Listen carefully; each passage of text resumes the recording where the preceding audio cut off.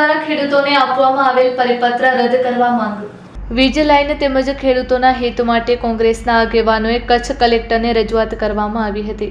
તેમજ ગામડાઓએ જે ગરીબ લોકોના મકાનો તોડી પાડવા, મંદિરો મસ્જિદ જેવા અનેક બાંધકામો વગર નોટિસે તોડી પાડવામાં આવ્યા છે તે અંગે પણ રજૂઆત કરાઈ હતી। ખેડૂતોને બજાર કિંમતથી 4 ગણું વધારે વળતર મળે તેવી સરકાર સમક્ષ માંગ કરાઈ હતી। તેમજ જે વીજ લાઇનો નીકળે છે તેમાં કેટલું જોખમ છે જેથી કંપનીઓ પાસેથી વીમો લેવાનો આગ્રહ રાખવો જોઈએ। વધુ સાંભળીએ તેઓના શબ્દોમાં। ગરીબ લોકોના મકાન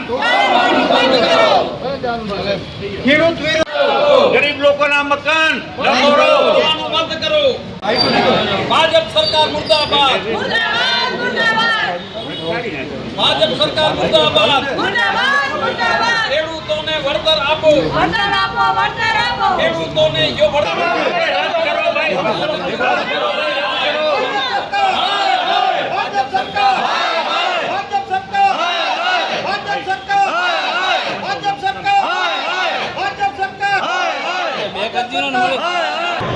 આજે અમે આવેદનપત્ર કચ્છ કલેક્ટરશ્રીને આપ્યું છે, જેમાં 2 મુદ્દા હતા। એક મુદ્દો વીજ લાઈનો જે સમગ્ર કચ્છમાં પસાર થઈ રહી છે, અને આપ સૌ જાણો છો કે સમગ્ર ગુજરાતમાં અત્યારે ખેડૂતો આંદોલન કરી રહ્યા છે, અને સરકારે જે તારીખ 4/7/2023નો પરિપત્ર બહાર પાડ્યો છે એનો અમે સખત વિરોધ કરીએ છીએ, અને ખેડૂતોને ન્યાય મળે, અધિકાર મળે એમના માટેનું આવેદનપત્ર હતું। બીજું આવેદનપત્ર આપણા કચ્છ જિલ્લામાં છેલ્લા ઘણા સમયથી બિનકાયદેસર રીતે કોઈપણ કાયદાકીય પ્રક્રિયા કર્યા વગર જુદા જુદા વિસ્તારમાં જઈ ગરીબ લોકોના જે ગામતળમાં આવેલા છે એવા મકાનો પર આ વહીવટીતંત્ર કોઈપણ કાયદાની પ્રક્રિયા કર્યા વગર એ તોડવામાં આવી રહેલ છે। ધાર્મિક સ્થાનો, એમાં મંદિરો હોય, મસ્જિદ હોય કે દરગાહ હોય, તમામને આ ક્યાંક ને ક્યાંક કોઈ ગ્રામજનોને કે સરપંચને કે આગેવાનને સાંભળ્યા વગર એકતરફી રીતે તોડવામાં આવી રહેલ છે, એના માટેનું આવેદનપત્ર હતું। તો ખાસ કરીને અમારે જે વીજ લાઇનોનો આવેદનપત્રની વાત કરું તો આખા ગુજરાતમાં અત્યારે ખેડૂતો આંદોલન કરી રહ્યા છે, અને ખેડૂતોની માંગણી છે કે અમને જેવી રીતે રાજસ્થાનમાં બજાર કિંમતના 4 ગણું તમે વળતર મળે છે, એવી રીતે ગુજરાતમાં પણ બજાર કિંમતનું 4 ગણું વળતર મળવું જોઈએ।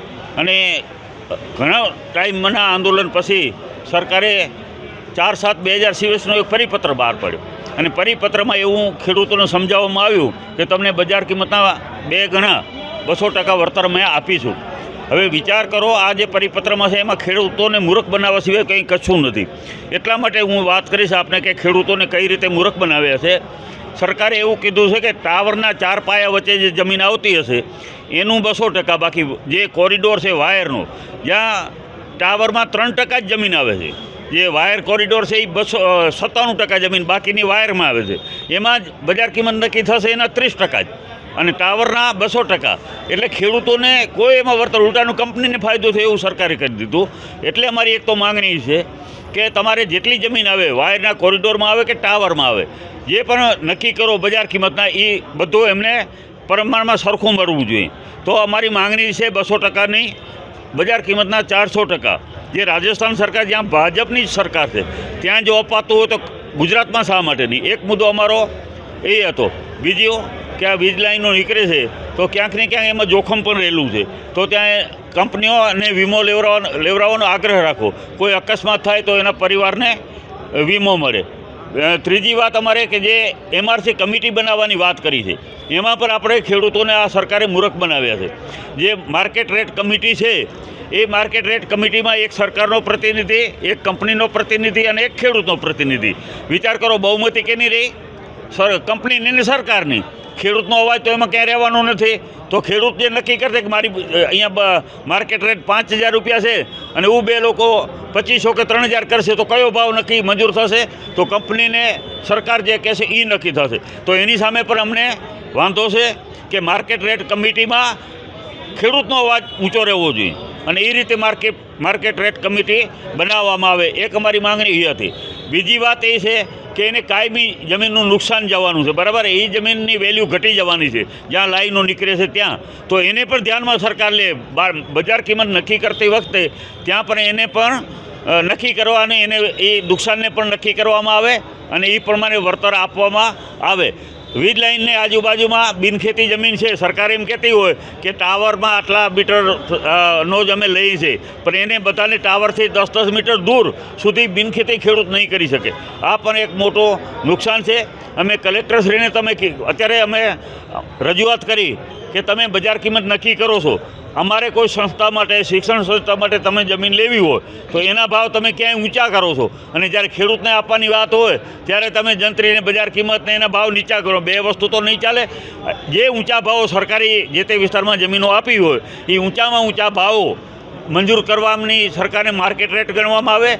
બીજી વાત અમારી કે આ વીજ લાઈનો કોઈ ખેતી હેતુ માટે નથી. આ વીજ લાઈનો માત્ર ને માત્ર કોમર્શિયલ હેતુ માટે છે. એટલા માટે થઈ અને આ વીજ લાઈનોમાં આવતી જમીનના ભાવ વાણિજ્ય હેતુ માટે ગણવા જોઈએ, નહીં કે ખેતી હેતુ માટે. તો આ બધા મુદ્દા લઈને જે અમે આવ્યા છીએ 4/7/2024નો ખેડૂતના પરિપત્રનો અમે વિરોધ કરીએ છીએ. અહીંયા એ પરિપત્રની હોરી પણ કરવાના છીએ. અને બીજી વાત, અમારો મુખ્ય મુદ્દો હતો કે અત્યારે કચ્છ જિલ્લામાં જુદા જુદા વિસ્તારોમાં જે ગરીબ લોકોના મકાનો તોડે છે અને ગામતળમાં જઈને પણ ધાર્મિક સ્થાનો જે વર્ષો જૂના, કોઈ 500 વર્ષ 1000 વર્ષના પણ ધાર્મિક સ્થાનો હશે, એવા પણ આ લોકો તોડી નાખે છે. દરગાહ હોય, મંદિરો હોય કે મસ્જિદો હોય. તો અમારી માંગણી એ છે કે વર્ષો જૂના જે ધાર્મિક સ્થાનો છે અને એ ધાર્મિક સ્થાનોને ક્યાંય ને ક્યાંય નુકસાન કરવામાં ના આવે, ગ્રામજનોને, આગેવાનોને સાંભળવામાં આવે. અને બીજી વાત અમે એ કરી કે તમે ધાર્મિક સ્થાનો અત્યારે ઘણા હજી પણ હાઈવે ઉપર આપણે જોતા હોઈએ છીએ, બનતા હોય છે, તો તમે ત્યારે કેમ અટકાવતા નથી? તો હવે જે દબાણો ન થાય એ તો અટકાવવા જોઈએ. અને ખાસ કરીને ગામડાઓમાં કે આપણે અત્યારે ડ્રોન સર્વેની વાત ચાલી રહી છે કે ડ્રોન સર્વે કરી અને પ્લોટના એરિયા નક્કી કરવાના છે. જ્યાં સુધી ડ્રોન સર્વે ન થઈ રહે ત્યાં સુધી કોઈ પણ ગામ તળમાં આવેલું મકાન, કારણ કે એમની પાસે કોઈ આધાર તો છે નહીં કે બિનખેતી તો એ પ્લોટ છે નહીં કે કેટલા વિસ્તારનો પ્લોટ છે, સરકારી રેકર્ડ ઉપર પણ એમનો પ્લોટનો માપ નથી. તો અમારી માંગણી એ છે કે જ્યાં સુધી ડ્રોન સર્વે ન થઈ રહે ત્યાં સુધી પણ ગામ તળની અંદર કોઈ મકાનો તોડવા જોઈએ નહીં. તો બસ આ મુદ્દાઓ ઉપર લઈ અને ખેડૂતોને અધિકાર અપાવવા માટે, ખેડૂતોને ન્યાય અપાવવા માટે આજ કોંગ્રેસ અને ખેડૂતો સાથે મળી અને અમે જે અમારે રજૂઆત કરવાની હતી કલેક્ટરશ્રીને કીધું છે કે અમારો અવાજ સરકાર સુધી પહોંચાડો. બસ આ વાત લઈને મેં આવ્યા હતા. આપ સૌનો આભાર.